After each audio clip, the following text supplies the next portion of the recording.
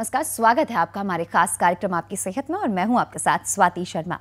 दोस्तों, डायबिटीज यानी मधुमेह कैसे हमारी जिंदगी को प्रभावित करती है और इससे बचे रहने के क्या क्या उपाय हो सकते हैं, ये आपको बताएंगे हमारे स्टूडियो में मौजूद हमारे एक्सपर्ट डॉक्टर राजेश केसरी, जो कि डायबिटोलॉजिस्ट हैं और total care control diabetes care centre के डायरेक्टर और कंसल्टेंट भी हैं। डॉक्टर साहब, एक बार फिर से स्वागत है आपका हमारे कार्यक्रम में। जैसा कि आज हम चर्चा कर रहे हैं डायबिटीज पर, तो डॉक्टर साहब से जानते हैं। डॉक्टर साहब, कल भी हमने चर्चा की डायबिटीज पर, और डायबिटीज एक बहुत ही आम बीमारी है तो हम सभी जानते हैं, लेकिन डायबिटीज होने के बाद में कौन कौन सी परेशानी हमारे शरीर में हो सकती है, ये जानना चाहेंगे आपसे। जी बिल्कुल, बात हो रही है, चर्चा हो रही है डायबिटीज़ की कॉम्प्लिकेशंस की। जी, डायबिटीज़ बीमारी से हमें कोई ऐसी तकलीफ महसूस नहीं होती है। जैसे आदमी की हड्डी टूट जाए या चोट लग जाए तो दर्द होता है, जी, लोग दौड़े दौड़े जाते हैं, अपना इलाज कराते हैं। तो डायबिटीज़ में ऐसा कुछ नहीं होता है कि कोई गंभीर समस्या तुरंत पैदा हो जाए, दर्द हो जाए, तकलीफ हो। लेकिन डायबिटीज़ में ब्लड में शुगर बढ़े रहने की वजह से या ग्लूकोज की मात्रा बढ़े रहने की वजह से शरीर अंदर ही अंदर से ख़राब होने लगता है। समझिए, शरीर खोखला होने लगता है और धीरे धीरे करके शरीर के जो मेन ऑर्गन हैं, जो अंग हैं, वो काम नहीं करते। बिल्कुल, ये होती हैं डायबिटीज़ की कॉम्प्लिकेशन। जी, तो डायबिटीज़ की सबसे भयंकर और भीषण कॉम्प्लिकेशन जिसको हम आज कह सकते हैं वो है कार्डियोवैस्कुलर कॉम्प्लिकेशंस।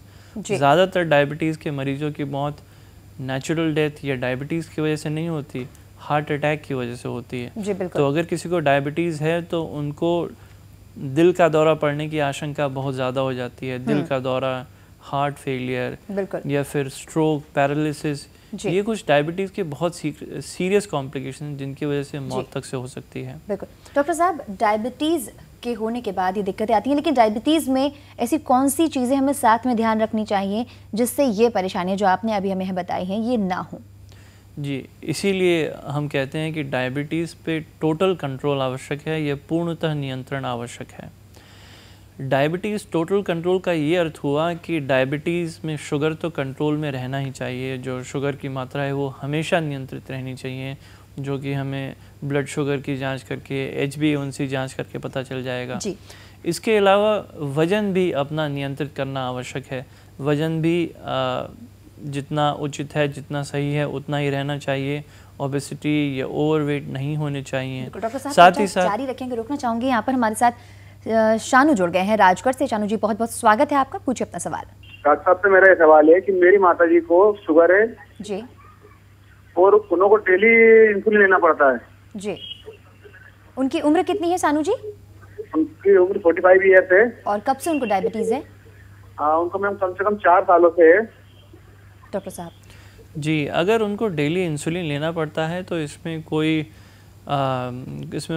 खतरनाक बात या इसमें कोई ऐसी बुरी बात नहीं है, मतलब परेशान होने वाली बात नहीं है। कोई परेशान होने लायक बात नहीं है। अगर इंसुलिन लेके उनका शुगर कंट्रोल होता है तो बहुत अच्छी बात है।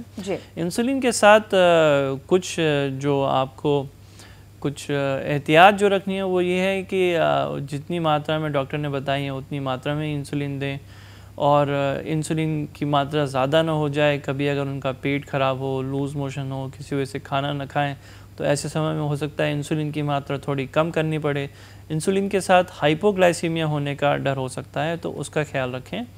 लेकिन इंसुलिन के कोई ऐसे हानिकारक असर नहीं है, इसीलिए अगर मरीज को इंसुलिन दे रहे हैं तो इसमें कोई घबराने की या परेशान होने की बात नहीं है, उसको देते रहिए ताकि वो फिट भी रहे। जी, खैर यहाँ पर हमारे साथ आयुष जुड़ गए हैं बांसवाड़ा से। आयुष जी, बहुत बहुत स्वागत है आपका, पूछिए अपना सवाल।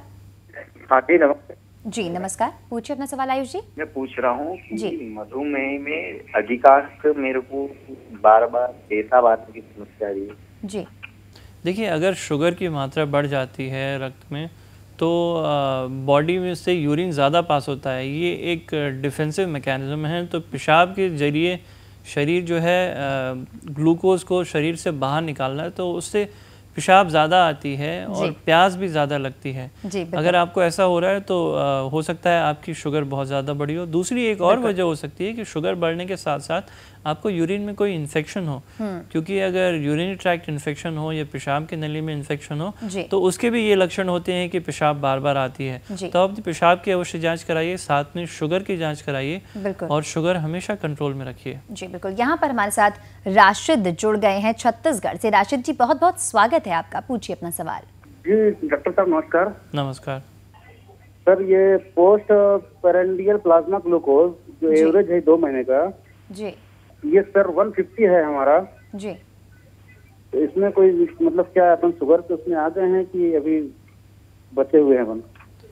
देखिए, अगर आपको डायबिटीज़ नहीं है और आप डायबिटीज़ का इलाज नहीं करा रहे, दवाई नहीं खा रहे और आपका खाने के 2 घंटे बाद का शुगर 150 आया है जी, तो इसको हम कह सकते हैं इम्पेयर्ड ग्लूकोज टॉलरेंस की आप डायबिटीज़ की तरफ जा रहे हैं जी, बिल्कुल। लेकिन आपको अभी डायबिटीज़ नहीं है, अगर आपकी पहली बार जांच करने पे ऐसा आया है जी। तो इसमें एक ख़ास बात यह है कि अगर आप परहेज़ रखें, नियमित रूप से एक्सरसाइज करें, व्यायाम करें, वर्जिश करें, तो हो सकता है आप अपने आप को इसी अवस्था में रोक लेंगे और आपको डायबिटीज़ कभी ना हो, दवा लेने की आवश्यकता कभी ना पड़े।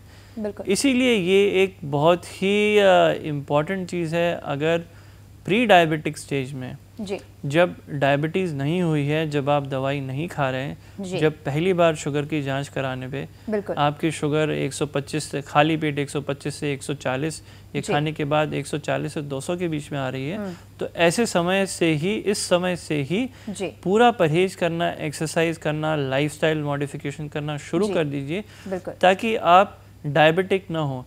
करीब 30% व्यक्ति जो इस अवस्था में आते हैं वो निश्चित ही डायबिटिक बन जाते हैं और ज़िंदगी भर आगे उनको दवाई लेने की आवश्यकता पड़ सकती है, लेकिन आप अपने परहेज से, परिश्रम से इसको रोक सकते हैं।